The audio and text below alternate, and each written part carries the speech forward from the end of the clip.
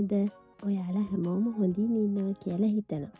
ඔන්න අද අපි ආවේ හබරාදුවට. මුහුදේ තියෙන ලස්සන ඒ වගේම නිල් පාටට තියෙන ස්වභාවික හැඟීමක් අපිට දැනෙන තමයි දකුණු මුහුදු වෙරළ තීරය කියන්නේ. ඒත් අද අපි යන්නේ විශේෂ අත්දැකීමක් ගන්න. ඕගොල්ලන්ට දැන් මේ පේනවා ඇති මේ තමයි හබරාදුවේ තියෙන මුහුදු කැස්බෑ සංරක්ෂණ මධ්‍යස්ථානය.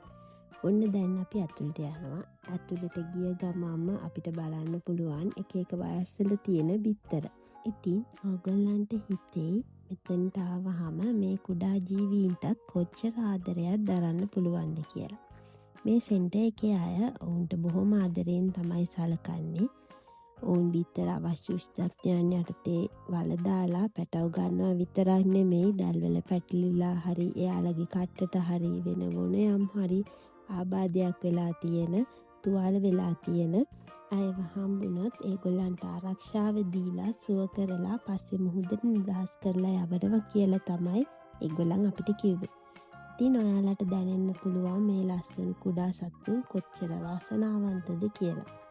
ලෝකයේ කැස්බෑවන්ට දැන් ලොකු අවදානමක් තියෙනවා. විශේෂයෙන්ම මිනිස් ක්‍රියාකාරකම් නිසා ලෝකයේ වද වීගෙන යාමේ තර්ජනයට ලක් වෙලා ඉන්න කැස්බෑවන් මේ වෙනකොට රතු දත්ත පුතටත් ඇතුළත් වෙලා තමයි තියෙන්නේ. එතකොට අපි මේ තැන බලන්න ආවම අපිට කරන්න පුළුවන්, අපිට ගන්න තියෙන දේ තමයි, ඉගෙන ගන්න පුළුවන් දේ තමයි මේ කුඩා ජීවීන් ආරක්ෂා කිරීම ලොකු ජයග්‍රහණයක් කියලා. මුහුදු ජීවීන් අතරින් කැස්බෑවන් කියන්නේ සුවිශේෂී සත්වෙක්. මේ කැස්බෑවන් මුහුදේ ඉන්නකොට උදේ කාලයේ මුහුද මත පිටට ඇවිත් සූර්ය කිරණ මගින් උෂ්ණත්වය වැඩි කරගෙන රෑ වෙන විට මුහුද යට තියෙන ගුහාවලට වෙලා තමයි නිදාගන්නේ. මෙතන ඉන්න මේ චූටි පැටව මෙතන ගොඩාක් ඉන්නවා. මේ හැමෝම ළඟදි බිත්තර වලින් එළියට ආපු අය.